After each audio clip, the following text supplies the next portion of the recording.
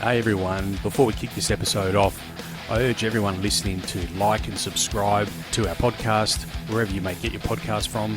So if you listen to us on iTunes, please give us a 5-star rating, or also subscribe to us on Spotify. And I urge all of our listeners to head to our website, and you can get more than just our podcast from there. We have news stories all the time there. We have feature articles there. So head to tnpmedia.au. That's tnpmedia.au. All right, without further ado, we'll get stuck into the podcast.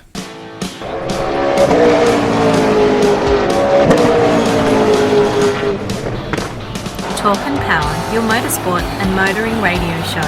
Now on 88.5 FM, The Valley Comes Alive.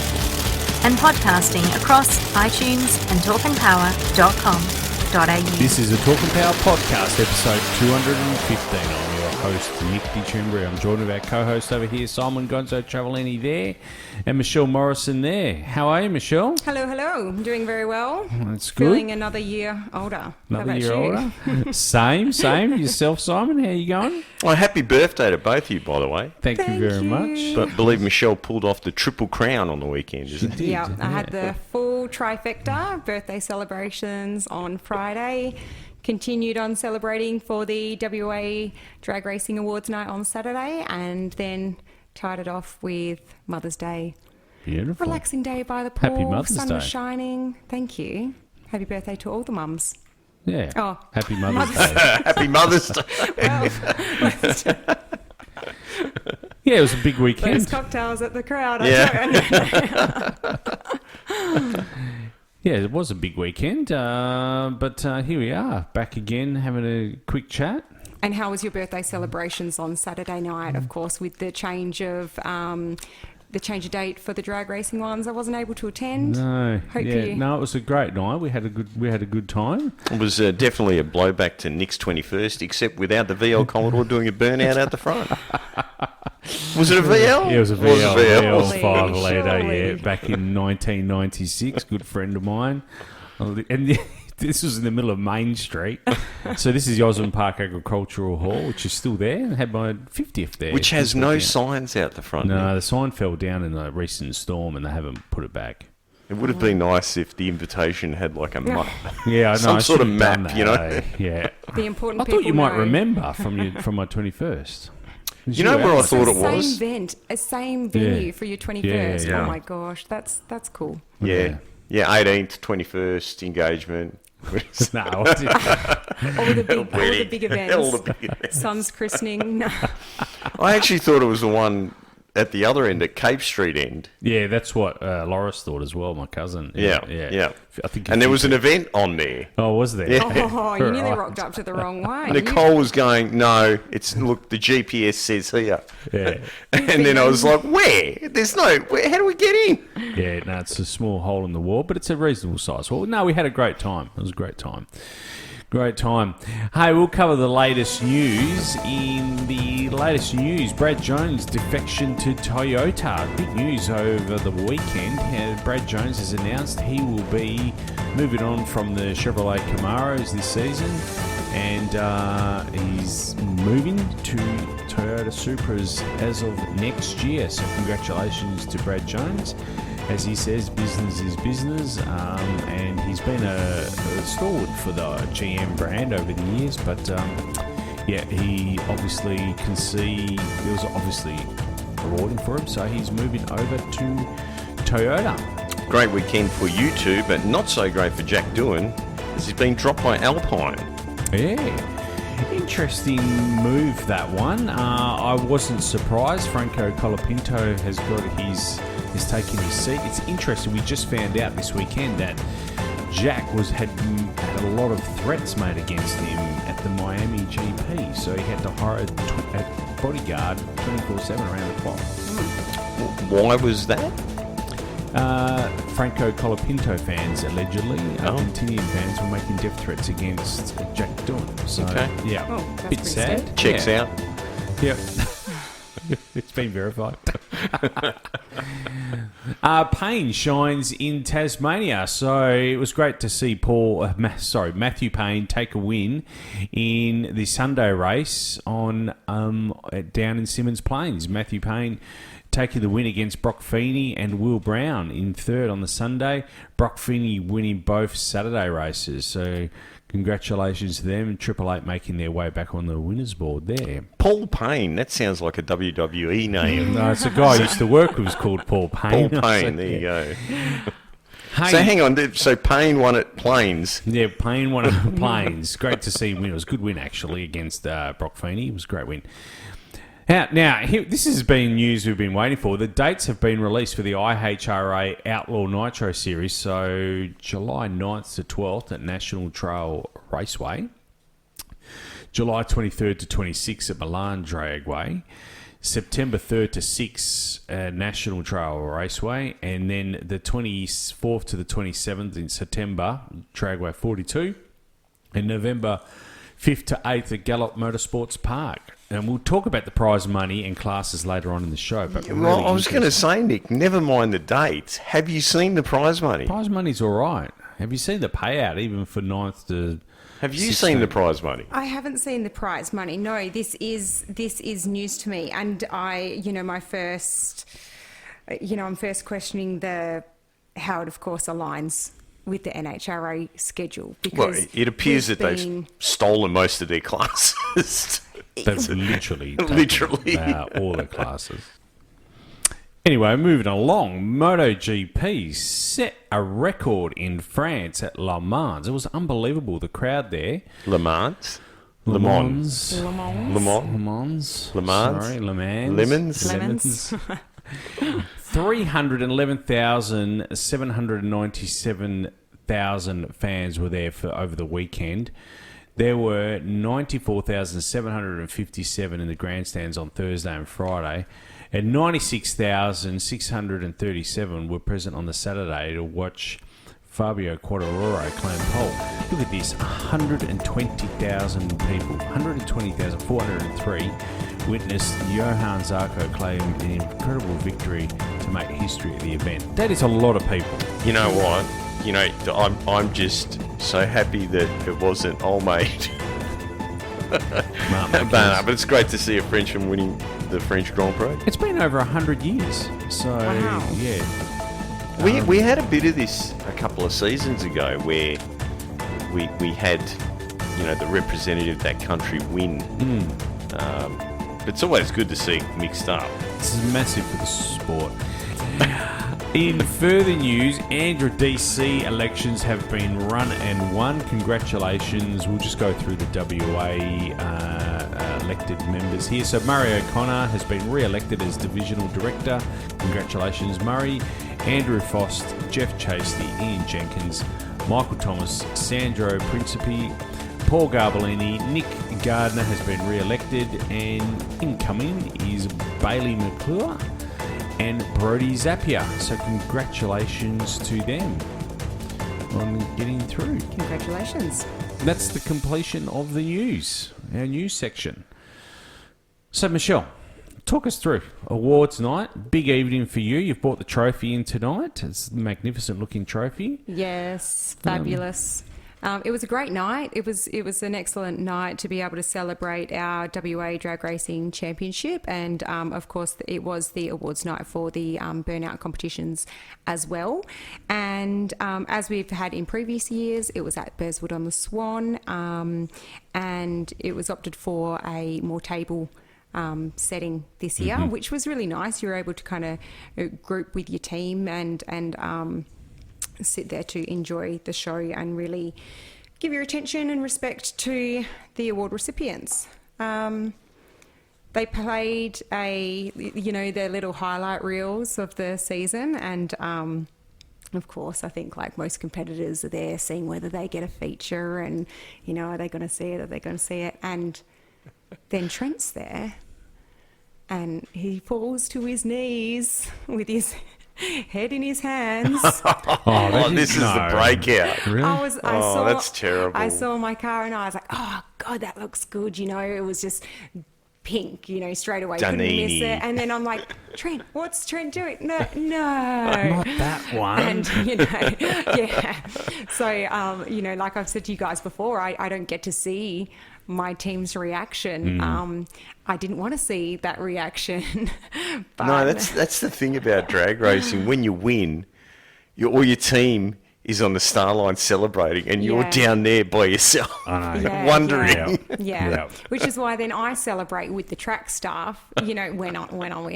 But otherwise, I've always said Trent's very transparent with his emotions on the drag strip, and sometimes I might have had a breakout, but everyone knows that I'm already going to lose the race because Trent's reaction has let the whole stands know that I've had a bad reaction time. Oh, no. So, it was like, all in all, I'm laughing about it. It's a joke. It's good. It's good to see. To even be featured on that highlight clip, I love it. Yeah. But I was having a bit of a joke because when Jared called me up to accept my trophy for second place in modified, he just looks at me and he goes, your smile. He goes, your smile just gives me the shits. Very lovingly, but I just hit back at him. I said, you know what gives me the shits? I said, you having a replay there of Trent falling to his knees. I said, you want to give me some airtime? I said, you could have at least chose one of my passes where I won. Yeah. But no, it was a great night. I think that was their way of saying, this is why she run it up. Yeah, and this is what sealed it. No, Because it came down to... it didn't come down to that race, but it came down to the last meeting. I needed to win the event. Paul needed to not make the finals. So there was 4 races that had won 3 rounds. So I had a 003 package, so I was pretty confident that I was going in.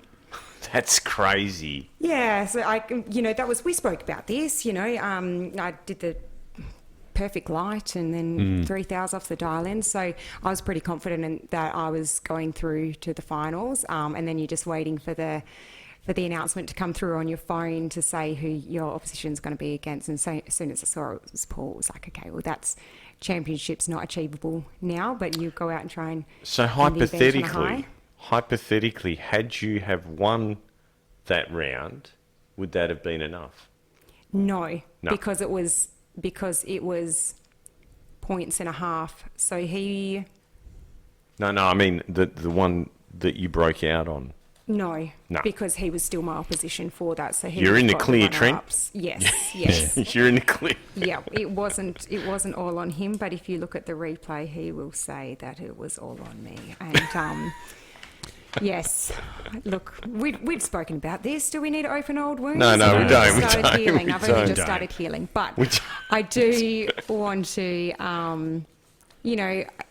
looking back on my season, you guys made the comment and your reaction to me saying that when my car ran slower than our dial-in and Trent and Trev come to me, what happened? What did something feel different? What were you feeling? What went on? Because it was 500ths off my dial-in.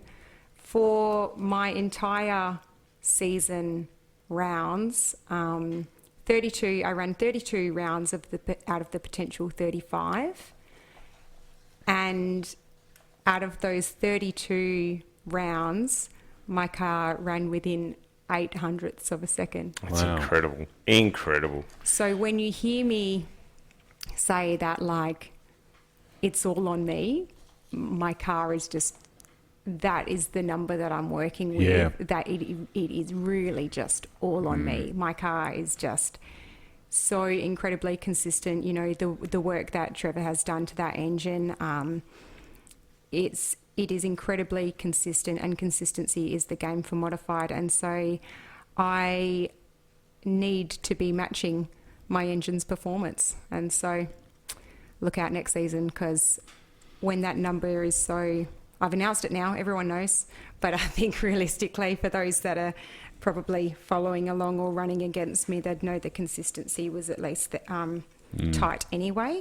But I need to be matching my engine's performance. So looking forward to it. Cool. But there was some other, should we go through the other recipients? Yeah, of if you've got that information there. No. We're only interested in modified. Well, we can talk about modified because, of course, for the Gary Miosevich Drag Racing Award of Excellence, as some of you may know, some may not, it kind of works off a Brownlow voting system by a selected amount of track staff and officials, and they put their votes in at the end of each event, and 5 nominees are awarded, and then with the one winner being announced. So it's the voting criteria, it's including but not limited to presentation, performance, sportsmanship and general behaviour of the entire team. God, I'd never win that. No chance. Don't worry, I had to make sure I had the whip. God, I feel like I'm going to get in trouble no matter which way. I had to make sure I had Trent tight by the collar to make sure. No. But it's all kept private and confidential during the season. So the 5 nominees were Rachel Ganaway in modified, Lisa Gregorini in top door slammer, Tyler James on junior drag bike, Connor McClure in Top Comp, and Casey McClure in Supercharge Outlaws. And very proud to say that the winner was Rachel Ganaway. Woo! Yay! Well done, Rachel. So Rachel is a competitor of mine in modified, and she alternates her racing seasons with her dad Neil, driving a front engine dragster.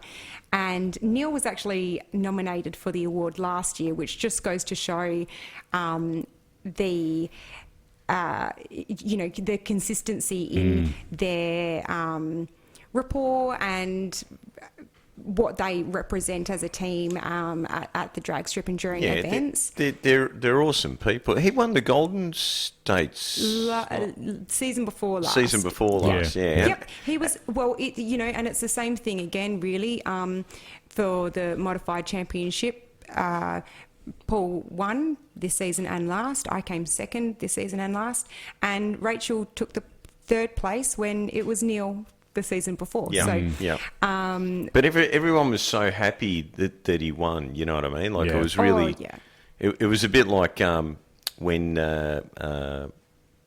Coletta won the Top Fuel Championship. There was everyone in the sport was happy for him. You don't see that a lot. You know what I mean? I'm trying to remember who he was running against. I can't remember. I have a feeling. Was it? Oh, no, I don't know. Anyway, I think he ran moving a few finals. Anyway, they have eliminations at that event, don't they? They do. They do. But Rachel has always, she's always shown me such great sportsmanship and has always been like so kind and friendly. And I just completely think that she is so deserving of that award. So congratulations to Rachel. All right, so you want to start with Super Street or Junior Dragster? Oh, you don't want to go through them now? Hang on, because we already went through those records of championships winners, hadn't we? Did we? Yeah, we did. Yeah. We did. Yeah. So that's the only other awards then. Well, hang on a second. Hang on, there's more. But wait. There's more. There's more. Driver of the Year. So, of course, Driver of the Year is the calculated point score, highest point scoring across all of the driving categories. Congratulations to Connor McClure. And then Rider of the Year, and of course, same award, but for bikes. It was Daniel Natalotto. Dan the man. Daniel Natalotto, and he also took home his 3rd consecutive championship as well.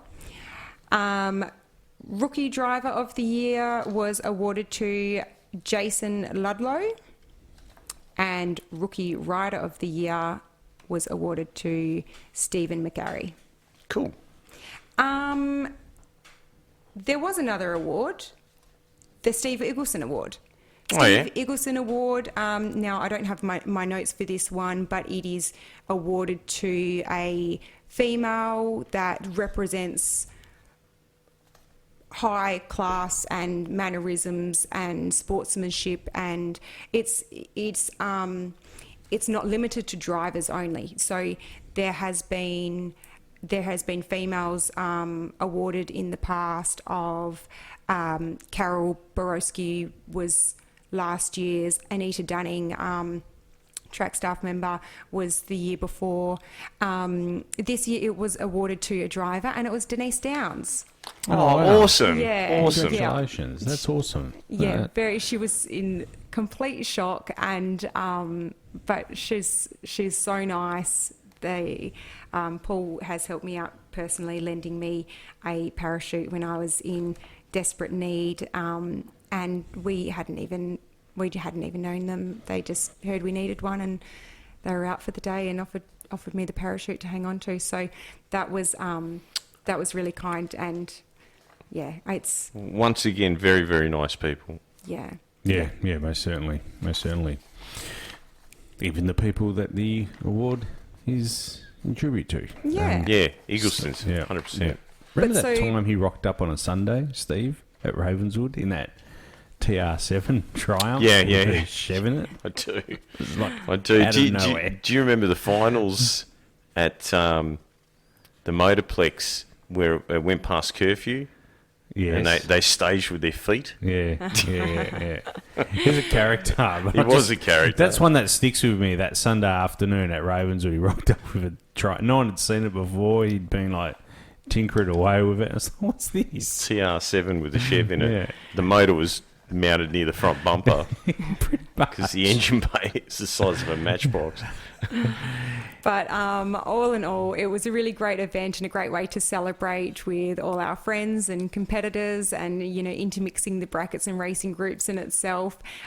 We had Ray Treasure, of course, come and speak and give his thanks and appreciation to all of the teams this season, and we also had Gavin Migro come and speak to everyone and announce that there's some really exciting things happening behind the scenes in the off season in preparation for next season. He's been working on, nothing's completely confirmed at this stage, so don't want to be making the announcement on the behalf of the Motorplex. We will leave that to them.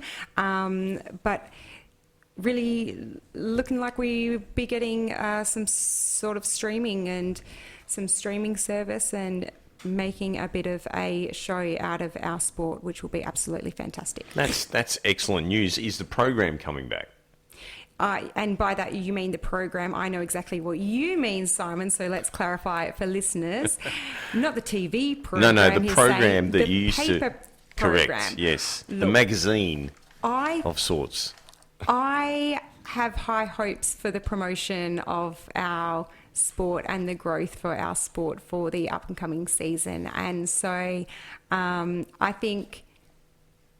Sounds Look. like a fingers crossed. Look, I might just print my own if it's not going to come out. I'll just run my own copy. they were $5 or something, were they? Yeah, they weren't over Yeah, expensive. you'd make some money. Yeah. Oh, well, do you know what? That might have been when I stopped, when I had my time off, because it was free at one point. I think... It originally Or was maybe, free, or do you know think, what? but- Maybe it was free for entrance. Correct. You would get one Absolutely. with the Yeah. entrance. Right. I've got a stack of them at home, eh? I kept mine. Really? I know. All of Yeah, them? yeah. Yeah. Oh, gosh. Yeah, I've got some real classics there. I might have to Like go through Wayne and... Torkelson, Yeah. Gary Densham. Yep. I think just for the benefit of having the racer entrance there, and then having your pair up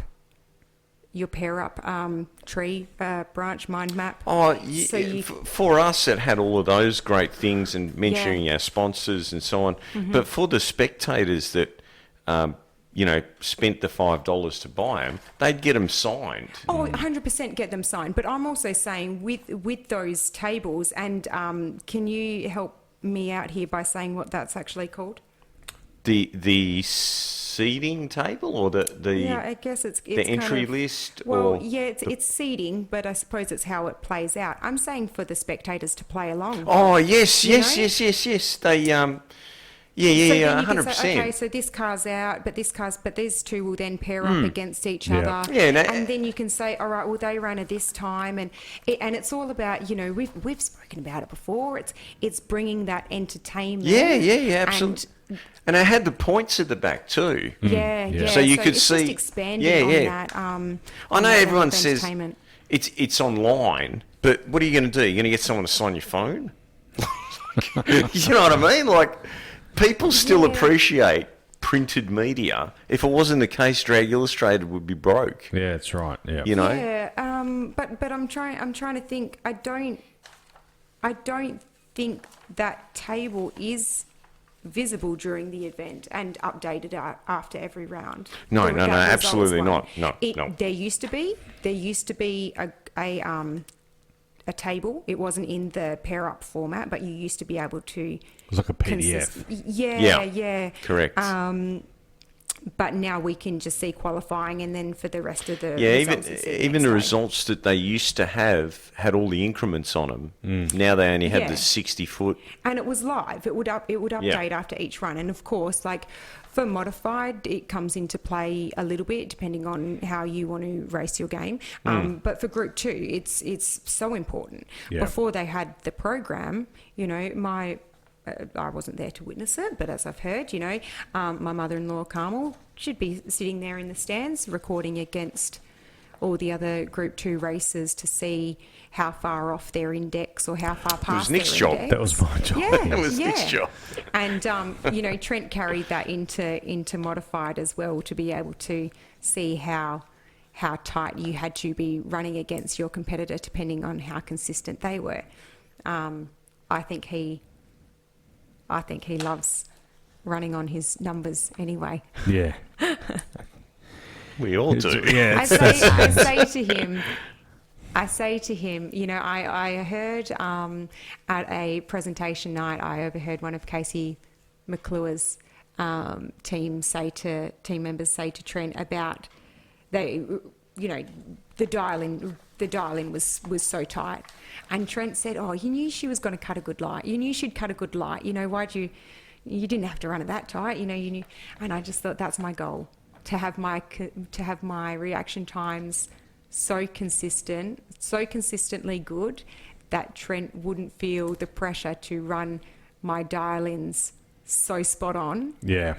But I think he would do it He's anyway. going to do it because anyway. He loves it. Because how's that run he and his dad, and he and his dad are perfectionists, and they wouldn't settle for anything Well, the thing is, like for me, my competition is then on the racetrack.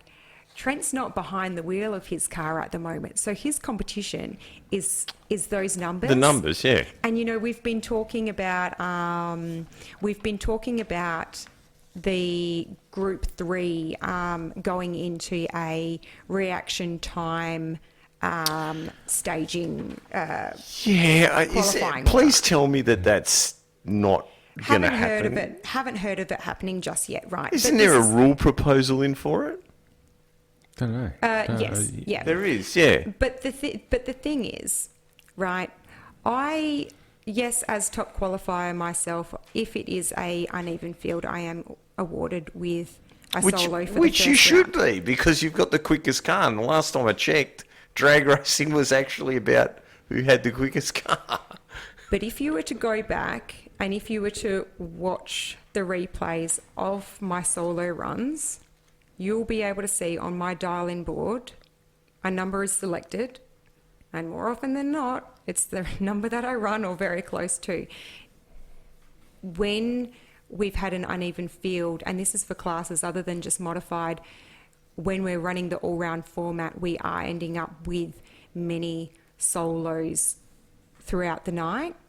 Then you might have a car break that is then supposed to be pairing up with other competitors as well, and you end up with these solo passes.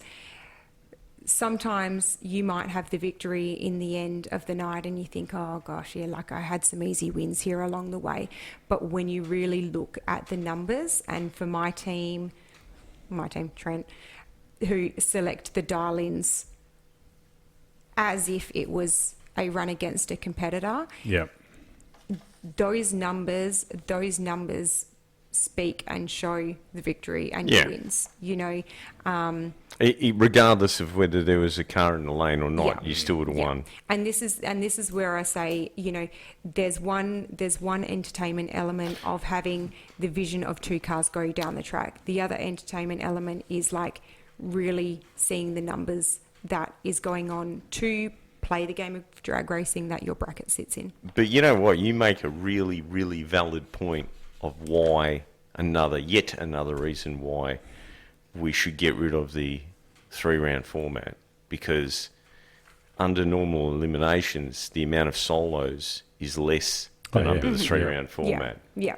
It's Yeah. obviously, you know, for the spectator's point of view and what Modified was doing. I'm not sure if other brackets made the same decision.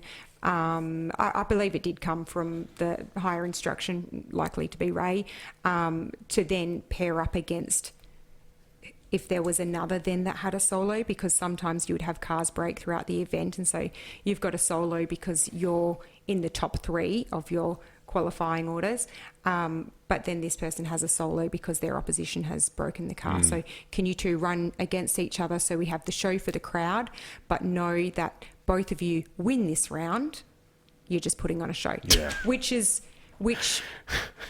know, It's just like good, getting the right? rule book and go... Look, it's where it gets confusing is that we had that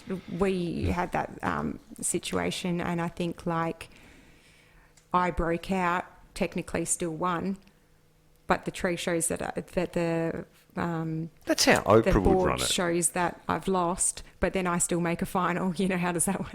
You know, Oprah would say, wins for everybody. Under your chairs, there's wins. There's wins for everybody. Anyway, look, Anyway. It seemed like it was a great evening, and some great news there coming out of that as well. We're really excited to hear that Gavin has opened the door there on some talks with a service there that will Sounds like a new era. a new era is For the about to open. Motorplex. Yeah, yep. He's very passionate about making it happen, and I think that it would be great to, you know, we'll obviously announce more as it becomes more confirmed, and once their Motorplex has done their official announcement on it all, but just don't want to be saying anything out of fair context.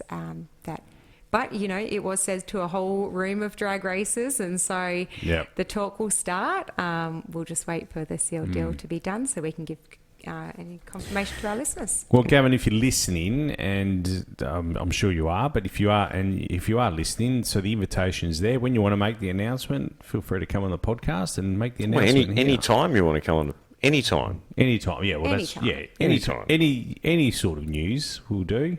Even if you just want to come on A for a media chat. pass to the Come on. High Limit International would be appreciated. You know, Too if late, you it's want to already get sold one, out. if you want to get one, Nick, go and see Troy Barbagallo and get one. Just go in and say, I'm from TMP Media, one of Gonzo's mates. That's Oh, you've got to Vince. drop I've the gotta go see Gonzo mates, Vince. though. Gonzo's You've got to mate. drop the Gonzo. Why don't you just get Matt had told him to Dom- tell me. I'm Dom's brother-in-law. There you go. Why don't you organise the tickets, Simon, and then you That's can like you should. you can handle Me. it. Save Nick. No, it's always Save Nick media having to name passes drop. for the drags have never been a problem, but for the speedway, it seems to be like there's another 3 tiers of that I need to break through. So anyway, I Well, you go straight to the top, brother. yeah. Straight to Gavin. To the To the top. That's it. We'll get back to Alan Reinhardt in a minute. A couple of weeks ago, by the time you hear this, if you're listening to it on 88.5 FM, the Nitro Champs were run, and the winners were in Pro Alcohol, Daniel Reid, Pro Mod, You want to do it? No. Yeah. Fire away. You're right, you go. You go. No, you go. You Pro ta- Mod, Zoran Gajic. Pro Stock, Rob Durdek. And there was also a new Pro Stock record, which is pretty incredible. It's amazing, eh? 6.855 at only 199.85 mile an hour, proving once again that ET will get you there. Hang on. You're doing the maths on that. No. If you 60 foot like 0.8, then you can do that. No. Do you know what? I must have got my wires crossed. I actually thought that Tyrone won that event because it was like his there was consecutive wins across.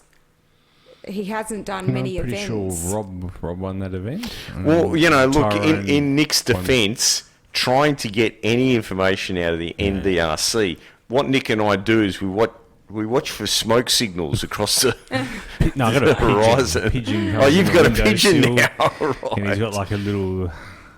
We actually have to pay someone to go to the event and then talk to him on the mobile. Yeah.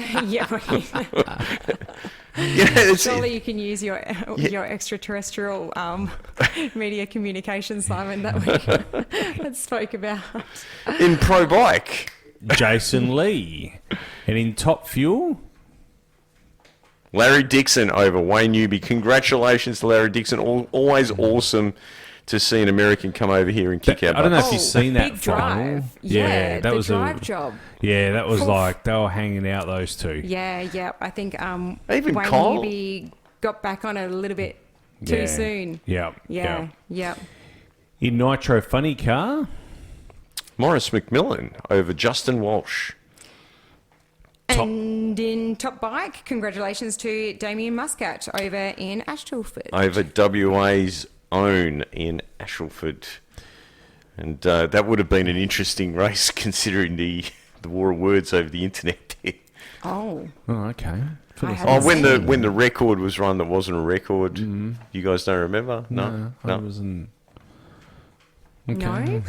You know, No, wasn't there some comments about how could it be a record when it wasn't an event? Yeah, well, okay.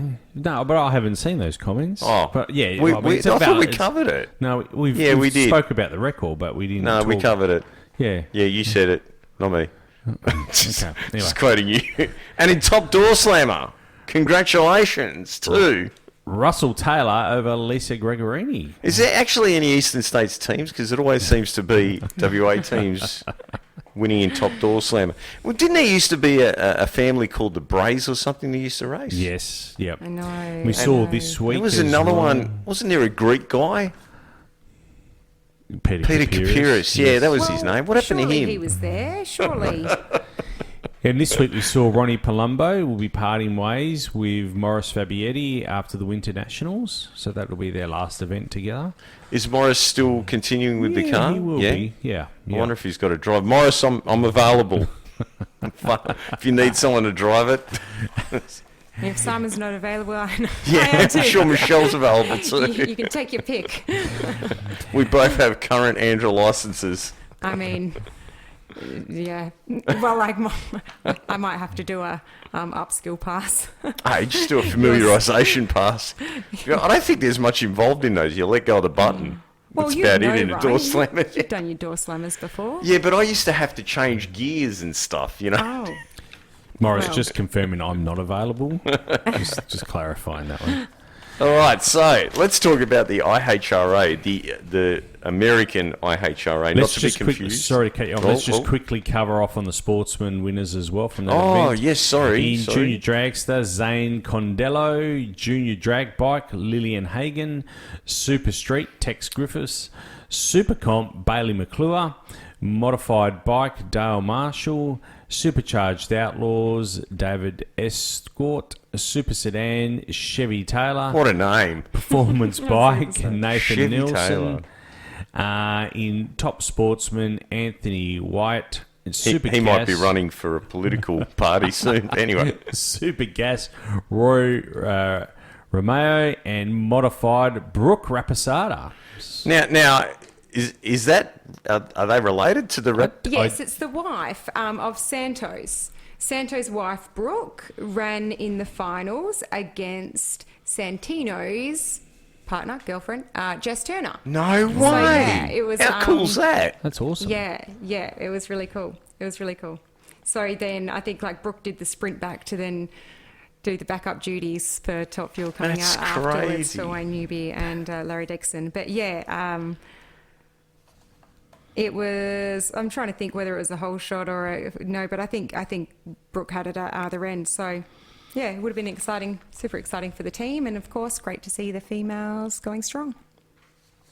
Modified is like that, isn't it? It seems to be a good leaping board for females into the sport.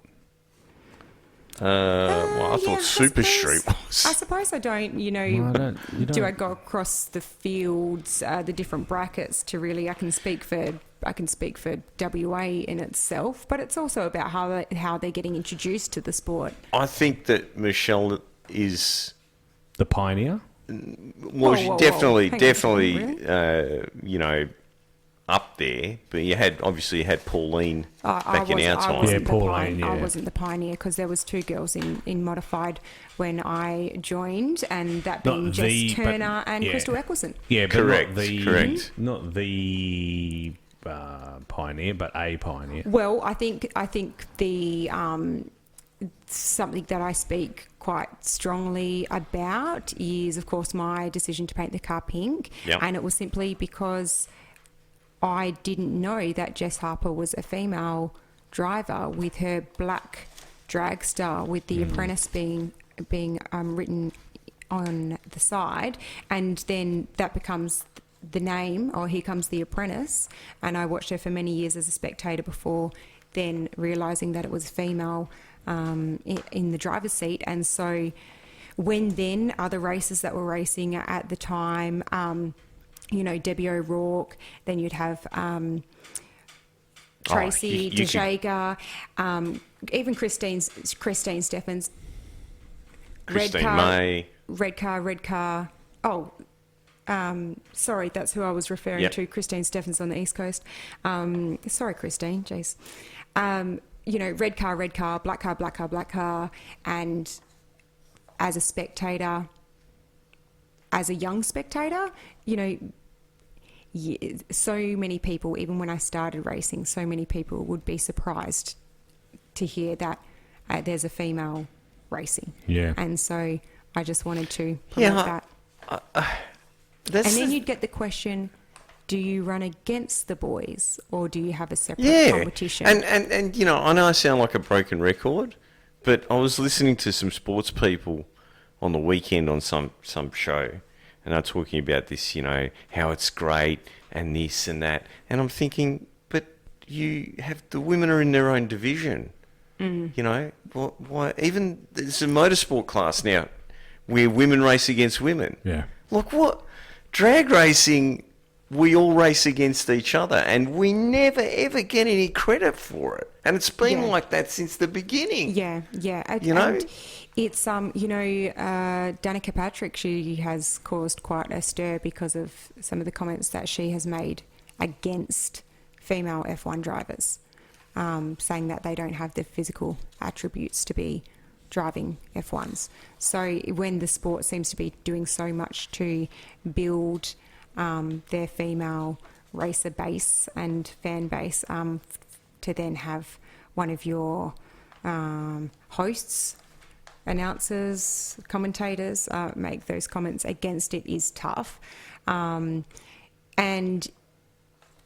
there is that element of fitness and physical involvement with F1s. With drag racing, we don't have that being a margin of where we can, one sex might be more inferior to the other.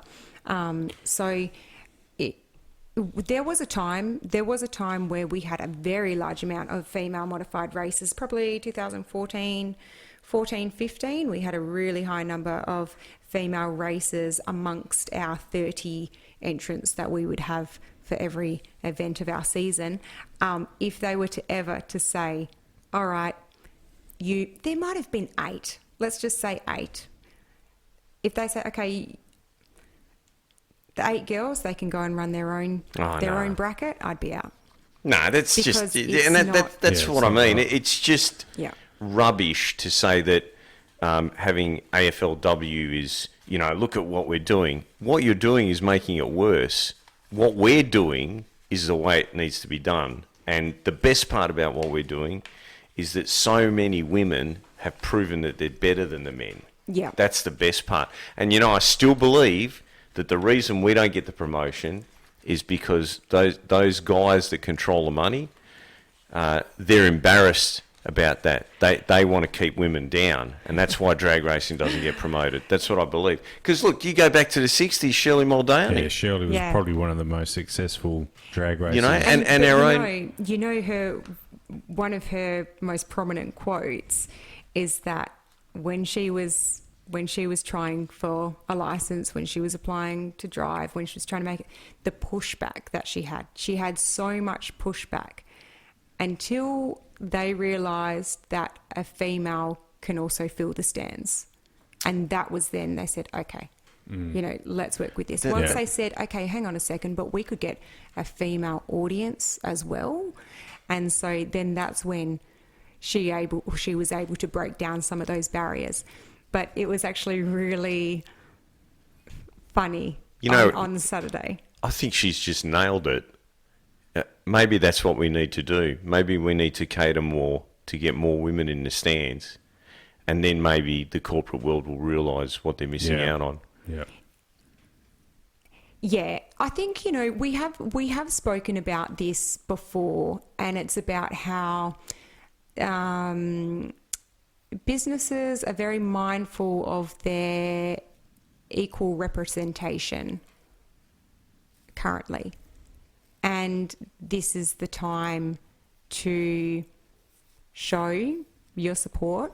Yeah, but you don't see... benefit of the promotion of the others and that element that's attracting. You don't see... there's a lot of female CEOs now. And a lot of it is just, because someone's put a policy in. You know what I mean? I know that sounds bad to say that, but it's the reality. No, and I've known situations where, there's a hiring pool.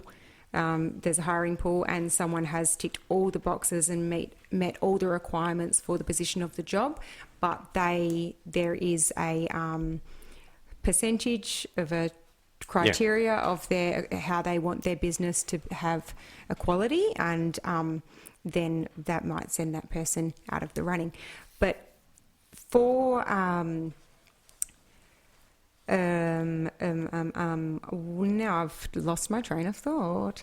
It was really funny on Saturday. An older gentleman who was there as a guest with another competitor. On his way out, he said hello to me, and he had a big smile on his face, and he said, I hadn't met him before. I don't know him. I hadn't recognised him or anything. But he said, back in my day when I was racing, there were no females. And I said, how do you feel about it? How do you feel about it now? And he goes, oh, it's tough giving it away. And I said, you're not giving it away. We're taking it. We're earning it. That's brilliant. You haven't given anything away. We've come in here. It's been an equal playing field. We don't have any advantage. It's not like we're running off an index system where the girls are being given a bigger handicap. We're playing the same game. Like Group 1 in comp, where they get an extra 10th. But anyway. Not for the girls, not for the girls. No. But it's like, you're not giving it away. You haven't given it away. We've just come and joined you. Oh, well, all those CEOs need to start investing in the sport where true equality exists. Hooray. Exactly right. And we've been talking about this for a long, long time now, but it's, it's just, I think every fourth or fifth podcast we might bring it up again.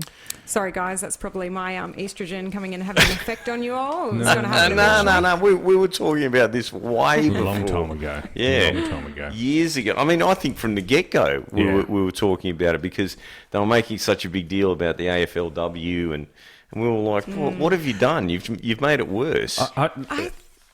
There's something that I don't get, right, in all of this. And, like, you know that I'm passionate about my supercars, but I can't believe in 1996 we could have Melinda Price in a supercar. Yep.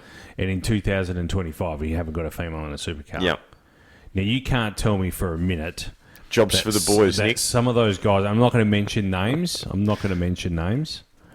But there's some names there that from the race that I watched on the weekend should not be there. Yeah, okay. So have I'm just going to throw a hypothetical out there, right? Let's say you're the CEO of a big company and you have a daughter and a son, right? And you're a mad motorsport head, right? You've got a Mustang in the garage and you just love motorsports and you go to Bathurst every year and got the corporate box. Which one are you going to try and push towards racing? The daughter or the son? Whoever wants it the most. But this is the thing, Simon. You're saying if you've got a daughter or a son. If I had a brother, would I be drag racing?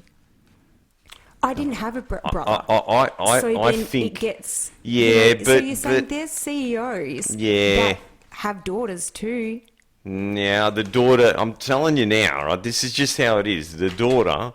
will be booked in and doing dancing classes and ballet and look, I did that too. You know, I did that too. It's nonetheless that's just why there's no girls in V8 supercars. All right, so that's one that I still don't understand. It is a pay to play sport until you get to a certain level, and then. There's guys there that are racing. That's just it doesn't even make sense. It's embarrassing. Yeah, but like I said, it's a pay to play until you get to a certain level and you get signed up. Yeah, but there's guys that have been there 3-4 years that are just frustrating. Yeah, it just means that they're still paying. That just can't drive. Do you know what I think? Right, if you are a CEO that is in this position, everyone has a starting point. Everyone has to learn. You would have the doubts, criticism, hypocrisy that you would be getting even before your daughter actually has any seat times. You would already be receiving it. She makes one error, you would be getting it. He would be getting it so much more just because she's female. They would use that element in every single chance they get. If you're signing the cheque for $5 million every season, no one's going to criticise anything you do. It's a matter of you saying, I'm going to give the opportunity. These F1 drivers that are then not performing and saying, well, this is looking really bad for business. You know, because it's a representation of the team, and it starts to affect then your name, your stature, what you've built. I'd like Nick to just clarify whether he agrees or disagrees with the statement I'm about to make now. Yep. If the Russia-Ukraine war had not have happened, do you think that there would still be a Russian driver? Yeah, 100%. and do you think that he should have been there? We didn't get to see enough of him to make that claim, but yeah, he would have. He would have 100% been there. Yeah. Had that war not happened. Okay, so do you think that he would have been exited in the same manner that Jack Doohan was? He was this driver that you're talking about was exited because of the war.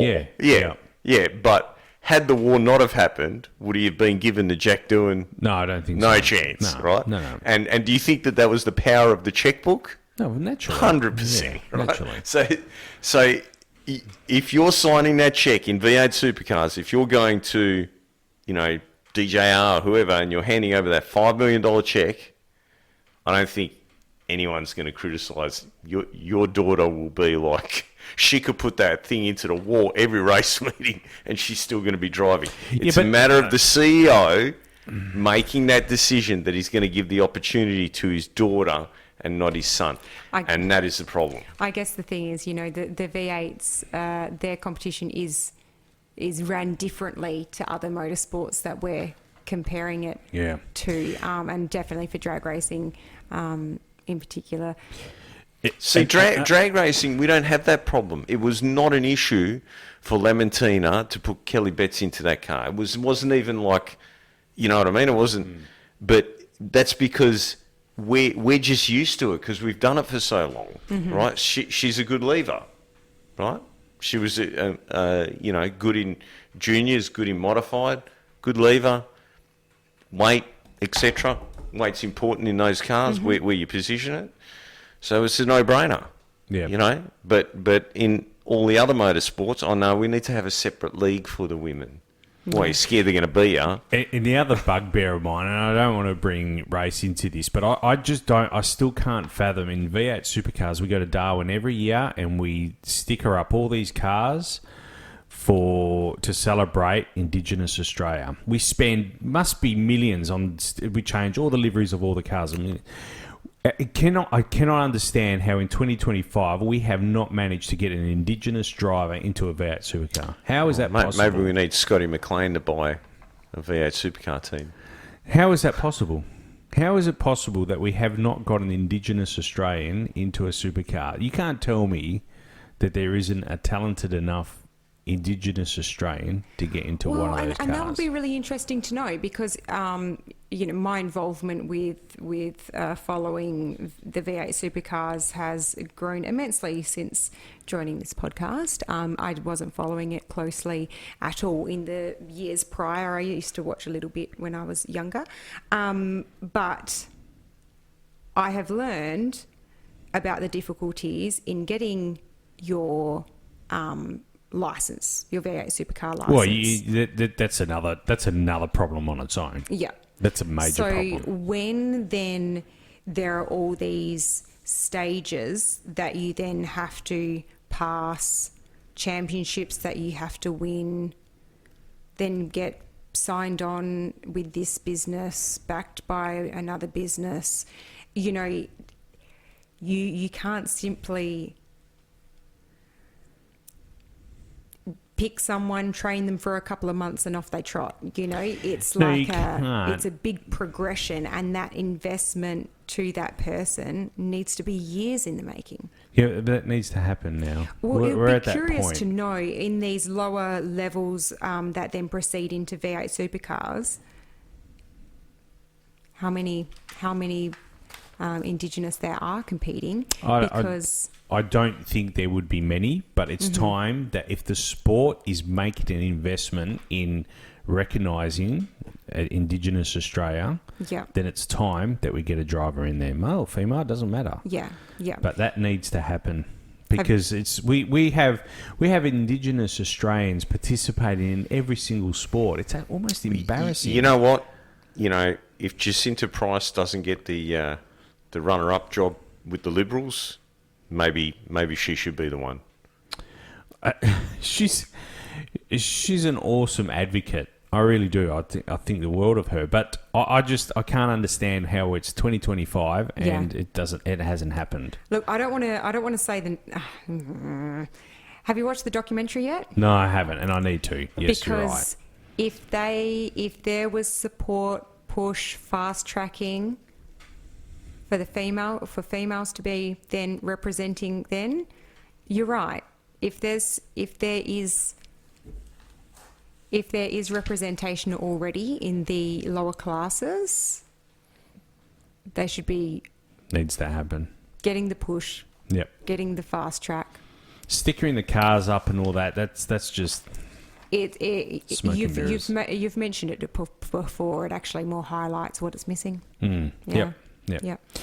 Anyway, better get off that soapbox. Anyway, now that we're well and truly in the weeds, the IHRA, the actual American real IHRA, we were talking about them and their racing schedule and their prize money schedule. Now, Michelle has been working away in the background, and what she's discovered, if you would you like to take over, Michelle? Yeah, where do we start? Okay, so I suppose with the Well, we start at National Trail. That's where it starts. Well, we've got to paint the picture and give a bit of the background story. But IHRA came out, how long ago would you say? Like 6 months? 6 months ago? No, it's probably even longer, eh? Yeah. 6 months would have only been December. They came out saying, we're going to run our Nitro Series. We're going to Outlaw Nitro Series. It's going to go from a 3 event to a 10 event. And there was a lot of promises and announcements made. They poached the NHRA announcer. Yes, Alan Reinhardt. The voice of the NHRA. The voice. He has moved across. There was someone else as well. Mike Green, do I want to say? Or was that just people's thinking? I might have, while I was looking for stuff, I saw people's rumours and guesses. I might be wrong. Straight to the top. To the top. But, and of course, we had the announcement of the racetracks that they had purchased, only to come out with four out of the 6 saying no, they haven't, and the other 2 staying quiet. A bit like Trump's presidency. There's a tariff, then there's not, then there is, then it's double. It was odd, but I think in the end we got confirmation of the four tracks that at first said no. But finally, we have some dates that have been released for the IHRA Outlaw Nitro Series. And I believe that we have 4 tracks. There are 4 tracks. Yeah, 4. 5 events. 4 tracks for 5 events. Yep. Now, with their original announcement of the 10 event, we'll see if this is going to be following on or whether this is the it's going to be 3 events. Just the 5. But then our minds go straight to who are our competitors going to be.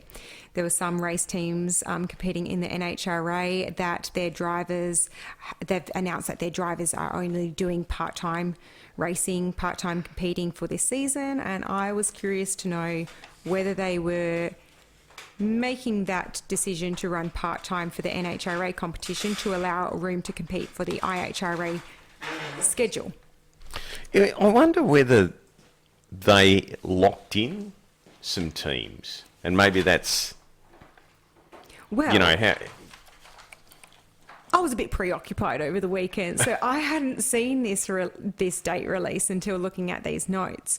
So I'm not sure when it was announced. I haven't looked at any teams. I don't think I've actually really been on social media at all over the last couple of days. So to really then see if there's been any news from other race teams that have said how they will be, they'll be contributing. I mean, what you'd shown me a minute ago was, so the dates. The 4 tracks, National Trail, Milan, Dragway 42 and Gallet, they're all on the East Coast. I know they call it the West Coast, but basically... They are all on the East Coast. Yeah, Michigan, Ohio and North Carolina, which is pretty much a straight line up and down on the East Coast. And while these events are on... Probably with a direct highway that's running through them. Yeah, possibly. But my mind immediately jumped to these dates being released 2 for July straight away, and I'm thinking Western Swing. Yep. So having a closer look and comparing the schedules, we have the beginning of July, a meeting on for the IHRA Outlaw National Series at National Trail Raceway, which is in Ohio. Yep. And that's going to be on your first weekend of July. On the second weekend of July, the NHRA then has their Northwest Nationals in Kent, which is Washington State, so over near Seattle. Yeah, which is right over the other side of the country. That meeting has filled the place of Brainerd, but now that I'm thinking about it, maybe even Seattle itself. I didn't see Seattle on there. Maybe it's at the end of June. So the week after that is the IHRA Milan Dragway, which is in Ohio, I believe. Which is then going to be running the same dates as the NHRA's Nationals at Sonoma, which is in California, just Yep. a bit further up from its wine country above San Francisco. Yeah, yep. Direct direct the other side of date the clash country. on that So one. you're not going to get any of the teams in those two. So not only are we having the obstacle of going East Coast to West Coast, East Coast to West Coast, you've then got another direct date clash being the September 24th. There is another IHRA event on at National Raceway, which is in Ohio on the 3rd of September till the 6th. Yep. And then we've got another direct date clash being at Dragway 42 in Ohio, running the same weekend, as the NHRA's national meeting in St. Louis. Then it goes on to be the So 5th. St. Ohio St. and Louis St. in Louis, they're not far from No. each other, but it's the direct weekend, so you can't Yeah. you can't be doing both. Yeah, but that's a bit dumb because they're really, really close to each other. Yeah, it's all going to depend on and where they draw their commitments, but it's really they've created these pockets that with this IHRA schedule, they've created these pockets which are they going to benefit from or not? We'll talk prize money later. But the last event that we've got listed here for the IHRA being November the 5th until the 8th, that's at Gallup Motorsport Park, which is in North Carolina. Either end of that weekend, the weekend before is Vegas for the NHRA, and the weekend after is Pomona. Yeah. Which, am I right by saying that would be the finals for the NHRA as well? Are we still normally finishing in ends Pomona? in Vegas, doesn't No, it? No. October's Vegas. Used to end. So because Pomona used to start it, Yeah. but then they Yeah. decided, okay, Gator Nationals is going to start it to prevent the back and forths Yeah. across the country. 'Cause you But I start think at the we winters. we still finish in Pomona for the Yeah, finals. you normally finish Yeah, it. okay. That's the Sorry, that's NASCAR. I'm getting confused. NASCAR finishes in Vegas. Sorry. Yeah, so Yeah. it's especially when It's been a long day. it's looking November. That's definitely going to be countdown. Yeah. September, have we started the countdown yet? I think it's actually just after St. Louis that the countdown starts. So it's pretty clear that if you're going to run the full NHRA deal, you're not going to be running at the IHRA events. But the prize money is... Well, hang on.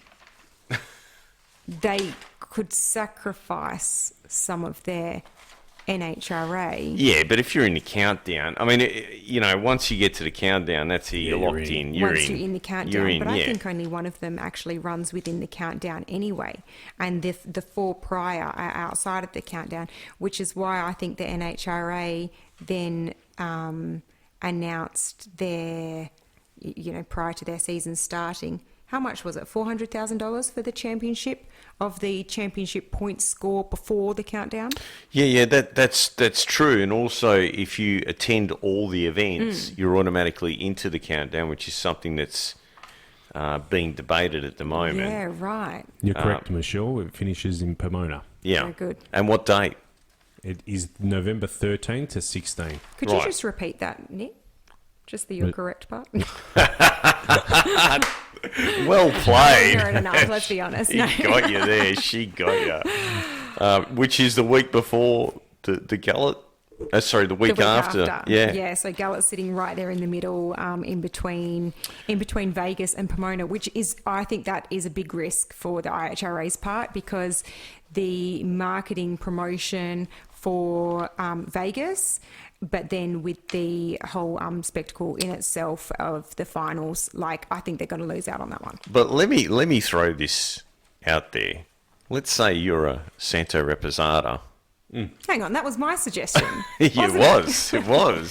Once again, Right. Michelle, you were correct. You were correct. And you've got 5 race meetings where you could potentially win $50,000 at each event. Simon. 50 grand for Top Fuel. Now, I know I queried whether he still had cars over there, But I mean, there must be but other. our sport needs him in Australia. Yeah, I know. But there must be a lot of teams that, I mean, that's a lot of prize money. That's the NHRA prize money.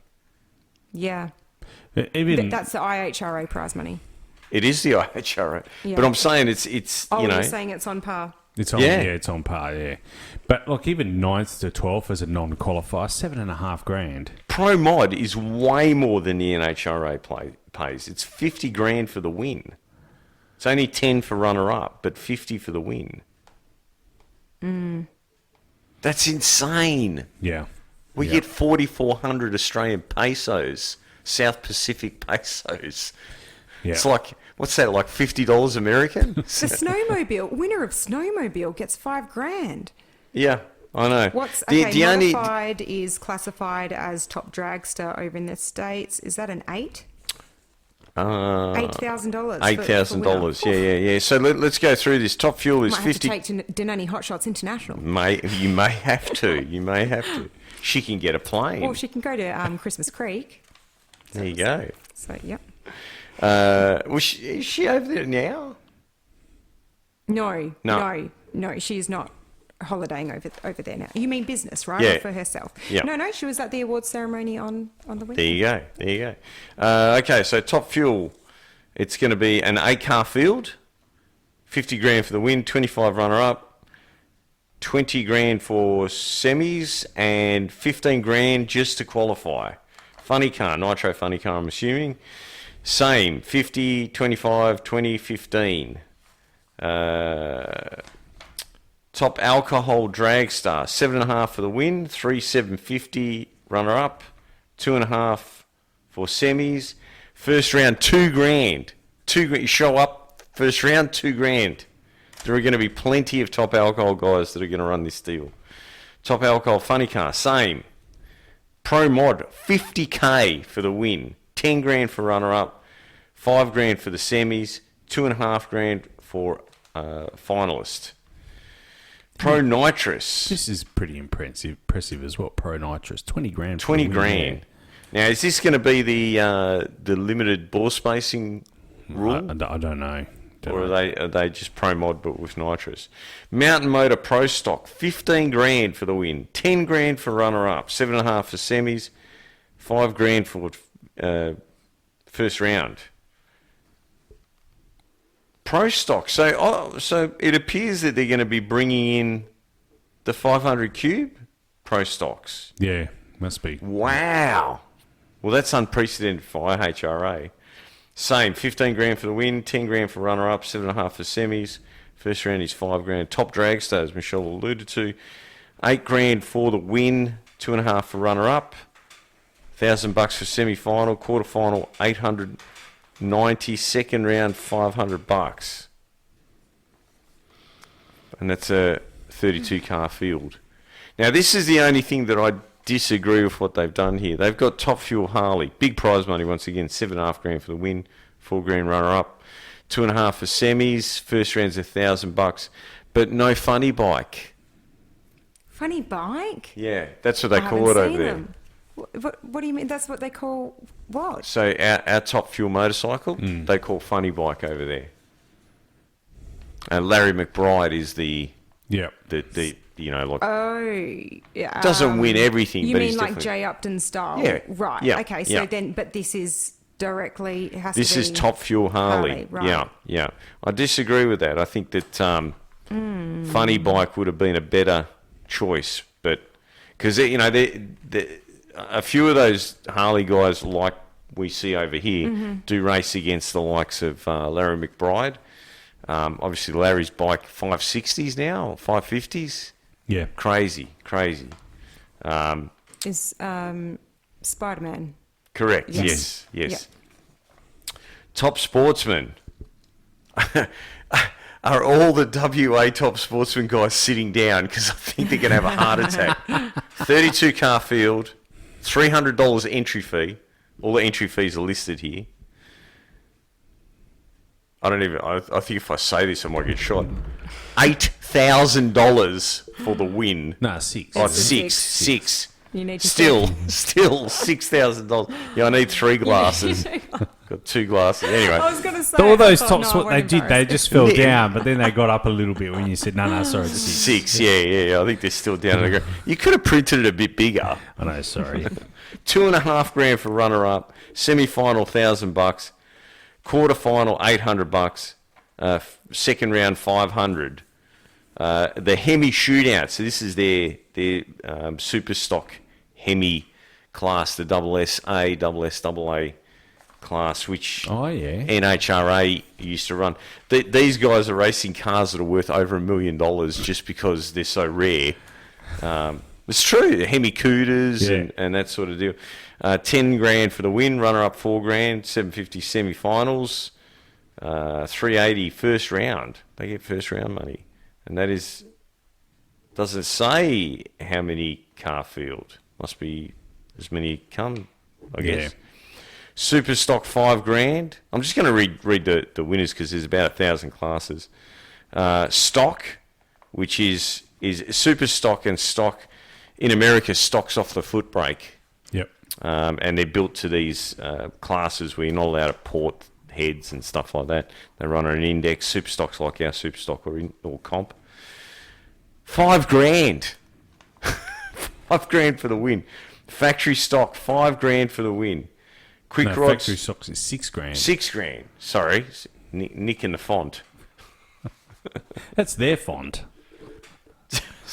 Yeah, but they didn't print it at 6. Yeah. Sure, it's bigger than that on their website. Anyway, quick rod, super rod, hot rod, which I think is the same as modified.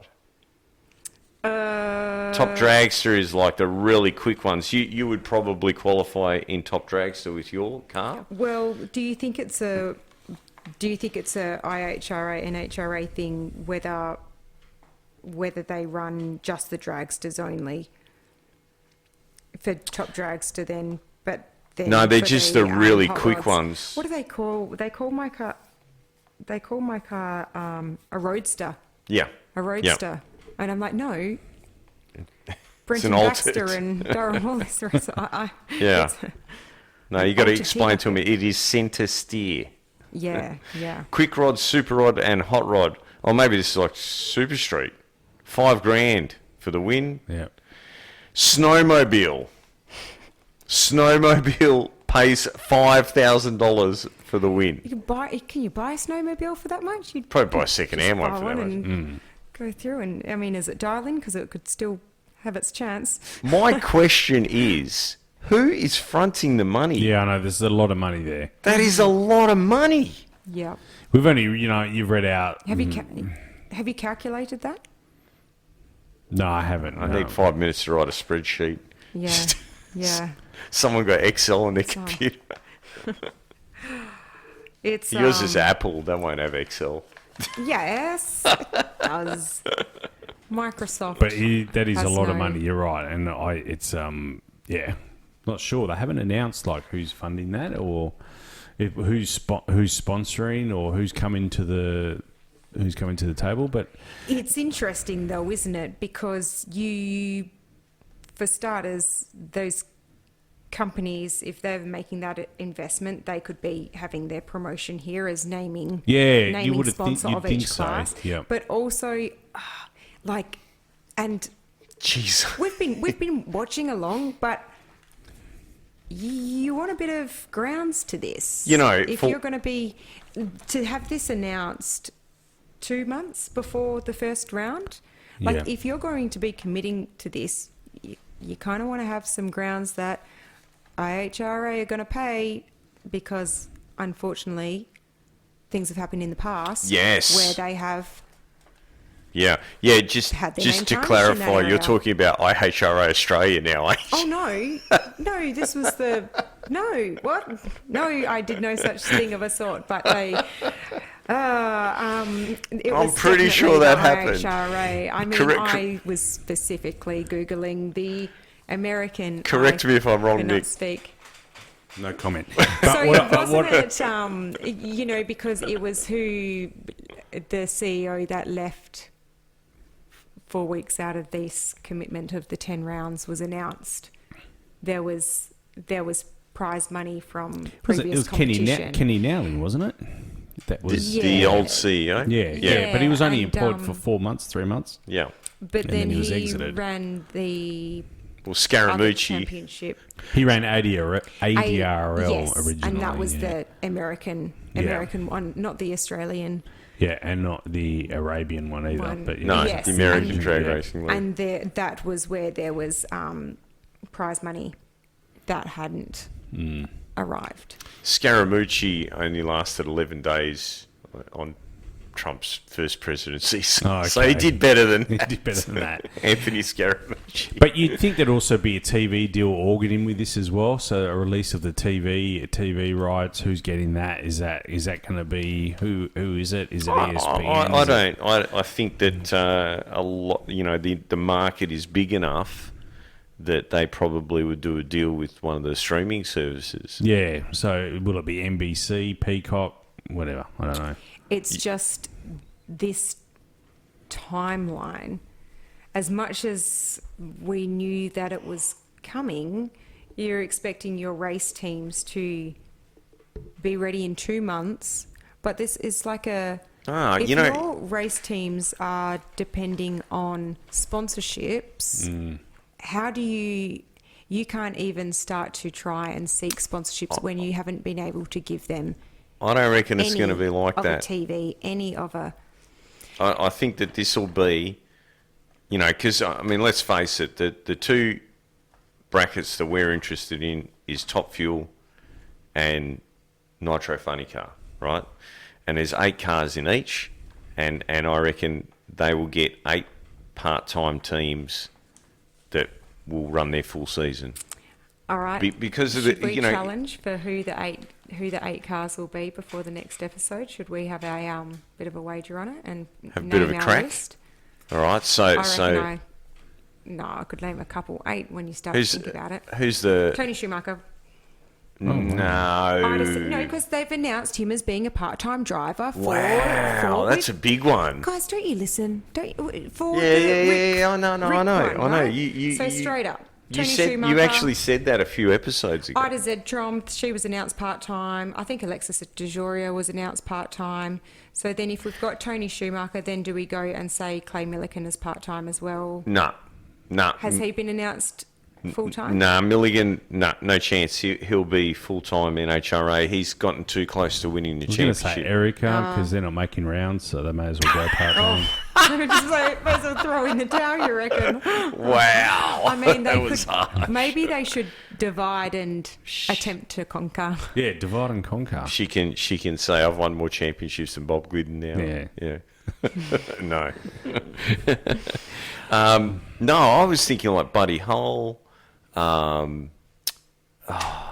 There's like 4 or 5 of them that are self-funded. Mike What Salinas? about like Krista Baldwin, the Greeks? Yeah. Yep, she'd be perfect Krista. for it. The Greek's granddaughter. Salinas, Mike Salinas. With Jasmine. Yeah. I think Mike will want to We'll stay. see how that plays out with her. But they have announced part-time. Yeah, but that made a big announcement, didn't it? And like we said at the last recording, okay, there was another event which was a big representation for females in drag racing or motorsport in general, but a lot of people would have seen that headline and gone, oh, wow, she's been doing so well, she's made so many finals, semi-finals, finals. I know, she's so marketable, got a strong team behind her, how could they be in this position? We'll jump on board. It's a very loud cry to say, I've been doing this. The media has really supported and pushed her presence for the sport, and then to say, I can't do it because of this reason. It is making it known, and I'm not at all saying it's a bad thing, but there will be listening ears that I reckon will jump on and support her, and she'll get a big sponsor deal out of it. Okay. Yeah. I think so. There- She's showing potential. There are so many.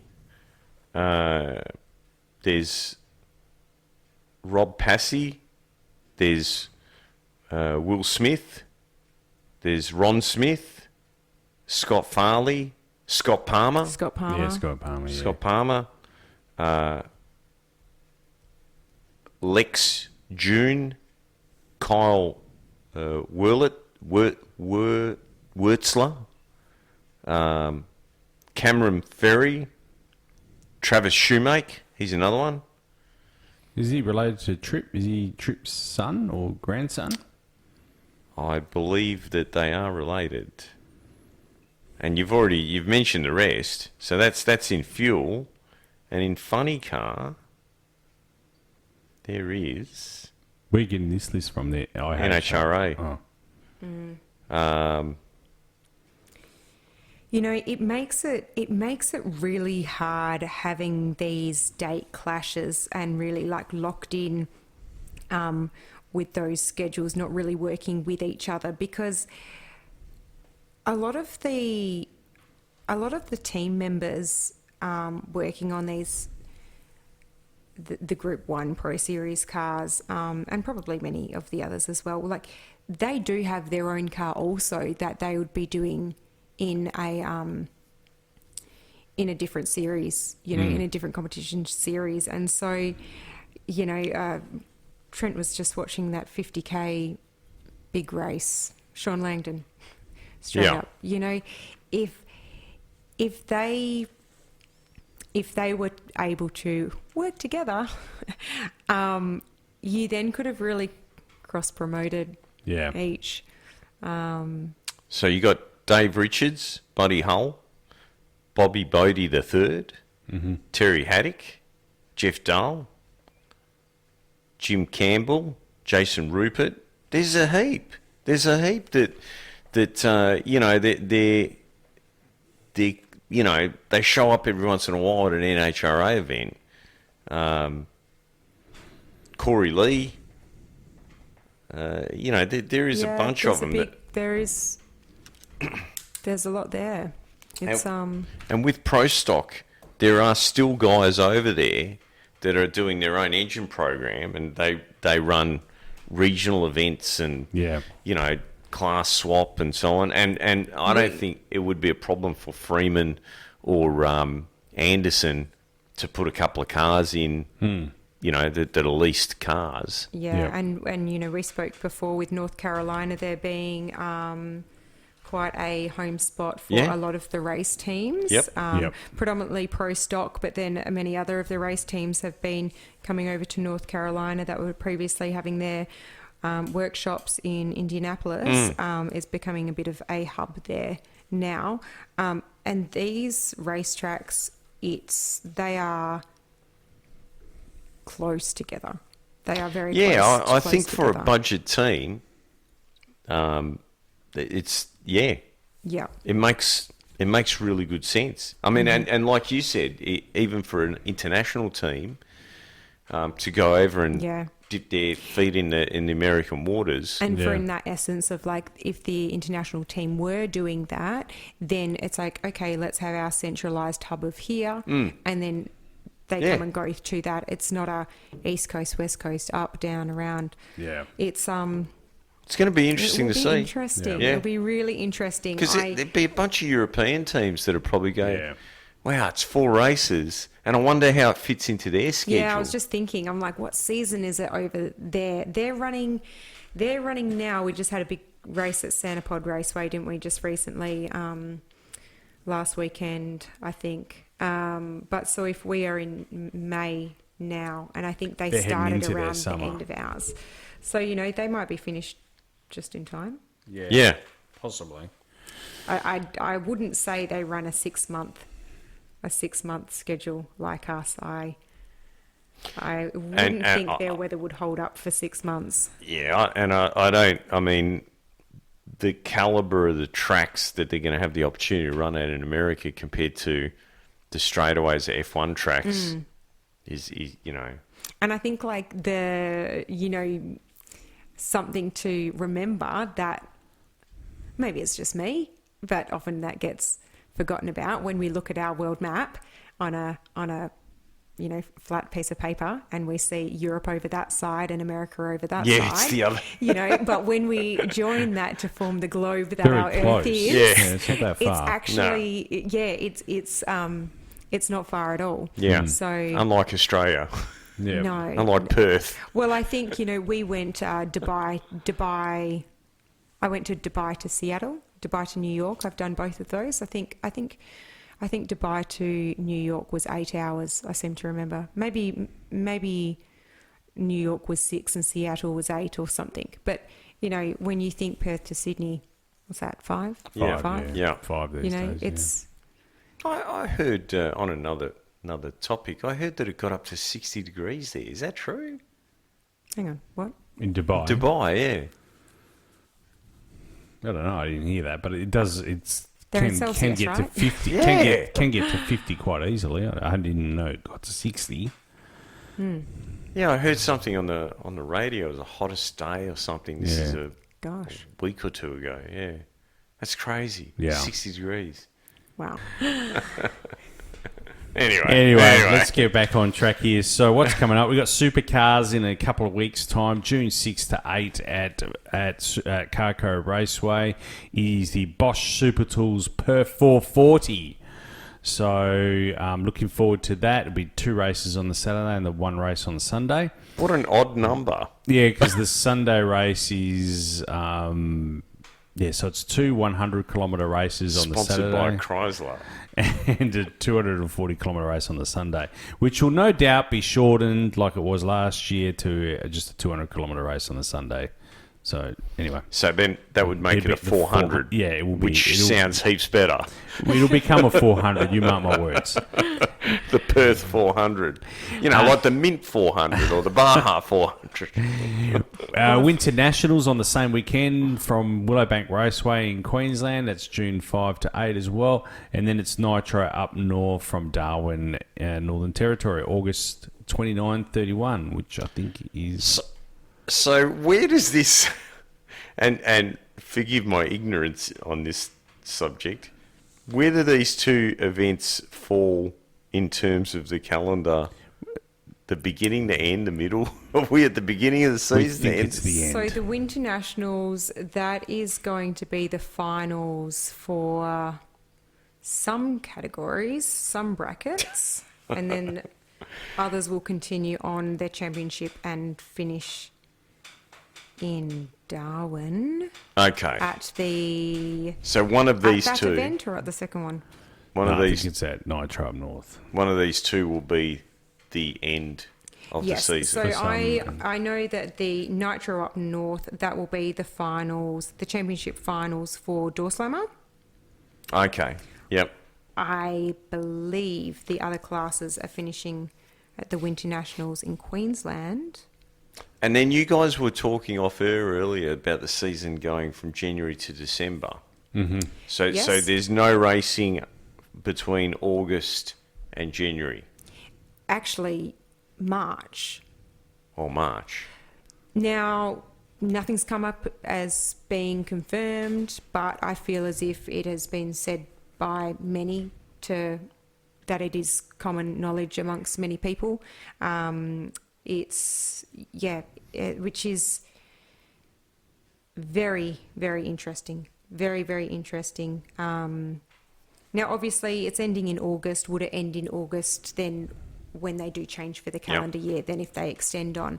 But to start in March, we're missing out on some prime summer sunshine in WA, but realistically... And the Golden States, where does it put that, I wonder? Like, how does that... Golden States always runs in November, in so November. where does that put that event? End of the season. But then you start to think, I guess, Do we get they this? still would have sufficient Do we get the turnaround start time. and the end? We would usually, for an NDRC, I suppose usually with the finals being in June, but then the opening the opening event for, I'm going back to when I competed in the championships and it was just Andrew at that point.